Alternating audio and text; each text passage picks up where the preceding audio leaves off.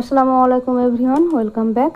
আমি আজকে আপনাদের সামনে আরেকটি নতুন রেসিপি নিয়ে চলে এলাম। আমি জানি না আপনাদের কাছে নতুন কিনা, বাট আমার কাছে নতুন। আজকে আমি প্রথম এক্সপেরিমেন্ট করছি। আমার হাজব্যান্ড অনেক খেয়েছে, তো ওর ইচ্ছে যে এভাবে একটা তরকারি রান্না করো। তার জন্য আমি এখানে আলু আর কলার যে থোড় আছে, আমাদের গাইয়া ভাষা যেটাকে কাইনজাল বলে, তো সেটাকে আমি 3 কোনা করে এভাবে কেটে নিয়েছি। আর এটা কালকে কাটা ছিল, এই জন্য একটু কালো দেখা যায়। তো চলুন রেসিপিতে চলে যাওয়া যাক। তো প্রথমে যেটা করতে হবে সেটা হচ্ছে মাছগুলোকে আমি উল্টে পাল্টে ভেজে নিব, কারণ এটা মাছ দিয়ে রান্না হবে।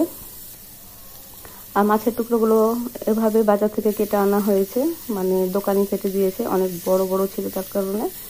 তো এটা অনেক কিন্তু সাশ্রয়ী, হাজব্যান্ডের অনেকটা টাকা বেঁচে যাবে এতে। তো আপনারা এভাবে খেতে পারেন। তো এখানে মাছগুলো আমার ভাজা হয়ে গেল। আর এখন আমি একটু পেঁয়াজ ব্লেন্ড করে নেব। অল্প একটু পেঁয়াজ, আমি এখানে 2টা মাঝারি সাইজের পেঁয়াজ ব্লেন্ড করে নিয়েছি। তারপরে কড়াইয়ে তেল দিয়ে আমি কিছুটা পেঁয়াজ কুচি দিয়ে দিলাম। এখন পেঁয়াজ কুচিগুলোকে আমি নাড়তে থাকবো, নেড়ে নেড়ে নেড়ে নেড়ে একটু যখন মজে আসবে, মানে নরম হয়ে আসবে, তখন এখানে আমি হলুদ আর শুকনো মরিচ দিয়ে দিলাম। দেন আমি পেঁয়াজ বাটাটা দিয়ে দিলাম। এখন এটাকে একটু রান্না রান্না করে নেব, মানে নেড়ে নেড়ে। তারপর এখানে আমি বাকি মশলাগুলো দিয়ে নেব। তো আমার মশলার অবস্থা, হলুদ পানি করতে গেছিলাম আমি, তখন সব মশলাগুলো পড়ে যেয়ে আমার এখানে হলুদ, মরিচ, ধনে গুঁড়ো সব একসাথে হয়ে গিয়েছে। তো এটাকে আমি দিয়ে দিচ্ছি। জানি না এখানে কালার কেমন আসবে কিনা, অনেকটাই হলুদ ছিল, সো কালার আসতেও পারে। তারপরে দিয়ে দিলাম জিরে গুঁড়ো, আর দিয়ে দিলাম পেঁয়াজ বাটা, আদা বাটা, আর স্বাদ মতো লবণ।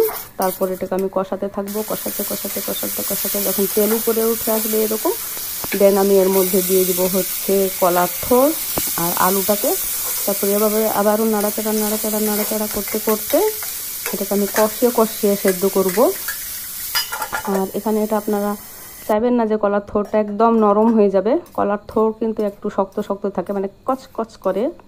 এটা কিন্তু অনেক আলাদা একটা টেস্ট, আলাদা একটা স্বাদ যোগ করে, সেটা আনবিলিভেবল, অনেক ভালো লাগে।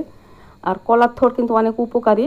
এই মুহূর্তে আমি তার উপকারী দিক নিয়ে আলোচনা করছি না, যেহেতু আমার এখনও মনে আসছে না। তারপরে আমি এটাকে আবার একটু নাড়াচাড়া করে নিলাম। আর এটা কিন্তু সেদ্ধ এখনও হয়নি, আর একটু সেদ্ধ হবে। তো অল্প অল্প পানি দিয়ে আমি সেদ্ধ করে নিয়েছিলাম। আবারও আমি ঢাকনা তুলে নাড়াচাড়া করে নিচ্ছি।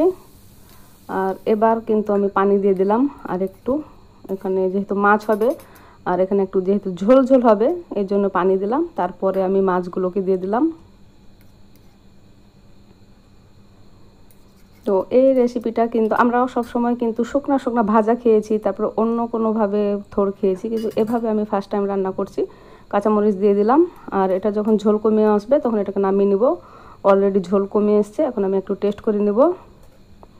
তো টেস্ট করার পর যা বোঝা গেল, এটা অনেক ইয়াম্মি হয়েছে খেতে। তো আমি যেহেতু ভয়েস দিচ্ছি, আমি আগে খেয়ে নিয়েছি। আর এখন আমি অল্প একটু চা ছিল, চাটা ফেলতে মায়া লাগছে, দুধ চা, তো আমি এখন এটা খাবো। আমি তোমার জন্য নিয়ে আসলাম।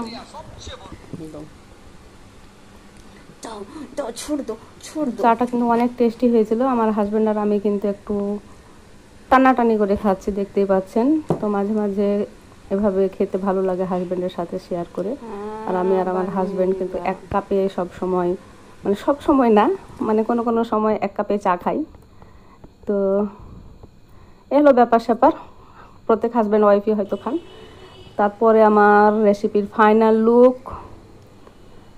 লুকটা আমি অলরেডি, যারা আমার ফেসবুক ফলোয়ার আছেন তারা অলরেডি দেখেছেন, এর আগে আমি শেয়ার করেছি। রেসিপি আসতে একটু দেরি হলো, কিন্তু এটা খেতে অনেক অনেক মাশাআল্লাহ দারুণ হয়েছিল।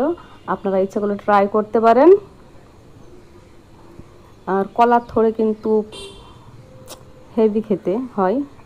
কলার মোচা খেয়েছেন, সেটাও যেমন মজা, এটাও মজা। সবাই ভালো থাকবেন, আল্লাহ হাফেজ।